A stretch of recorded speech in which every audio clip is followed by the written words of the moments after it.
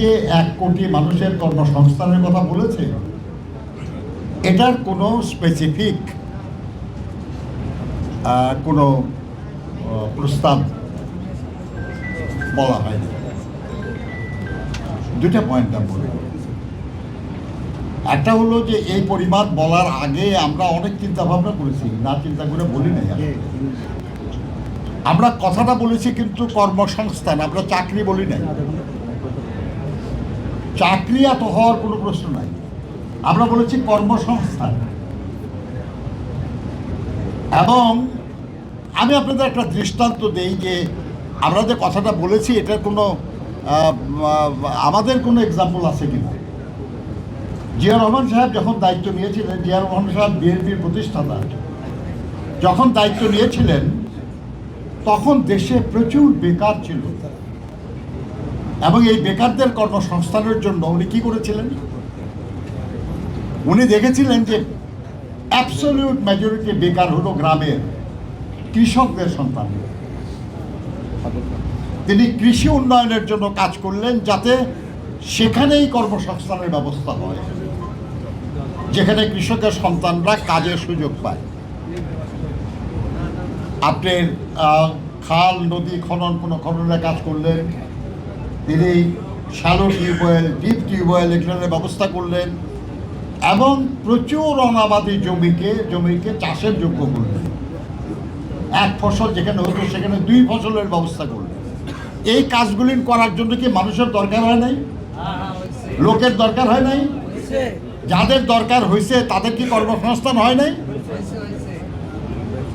দেন উনি চিন্তা করলেন আর কি, শুধু কৃষিতে তো সব লোককে অ্যাকোমোডেট করা যাবে না।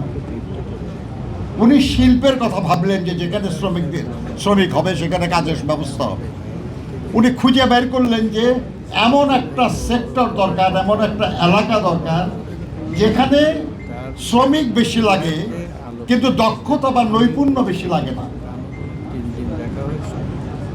স্কিল অত বেশি লাগে না কিন্তু লোক বেশি লাগে।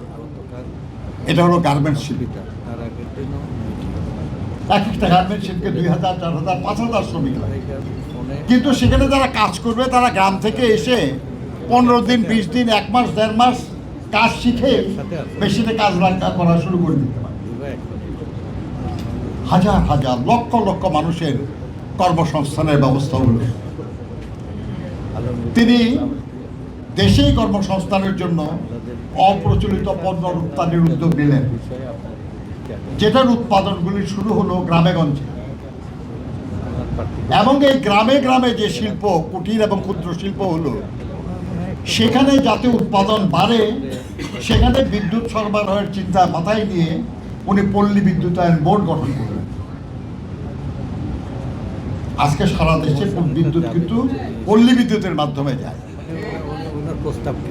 গেল, তাতে অনেক কর্মসংস্থানের হলো ব্যবস্থা এবং সেই সময় অপ্রচলিত পণ্য রপ্তানি হয়েছে।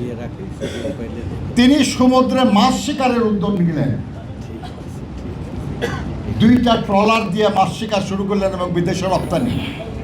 বেঁচে থাকতেই 32টা ট্রলার হয়েছিল এবং 50 কোটি টাকার চিংড়ি রপ্তানি হয়েছিল সেই সময়, 50 কোটি ডলার।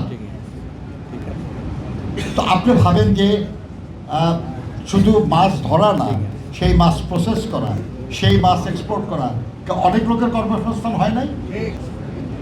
তারপরে উনি বিবেচনা করলেন যে আমার দেশে সবার কর্মসংস্থান করা সম্ভব না, কি করতে হবে তাহলে?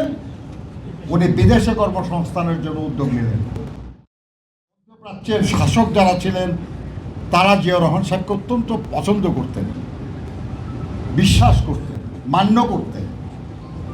তিনি তাদের সঙ্গে আলোচনা করে 1976 সালে মধ্যপ্রাচ্যের 6টা দেশে 8500 শ্রমিক পাঠানোর মাধ্যমে যে বিদেশে কর্মসংস্থানের সূচনা করেছিলেন, উনি বেঁচে থাকতেই তা কয়েক লক্ষে পরিণত হয় এবং আজকে বাংলাদেশে প্রায় 1.5 কোটি মানুষ প্রবাসে কর্মসংস্থান করে এবং সেই প্রবাসে কর্মসংস্থানের যে উপার্জন, এটা বাংলাদেশের অর্থনীতির আজকে একটা মূল স্তম্ভ।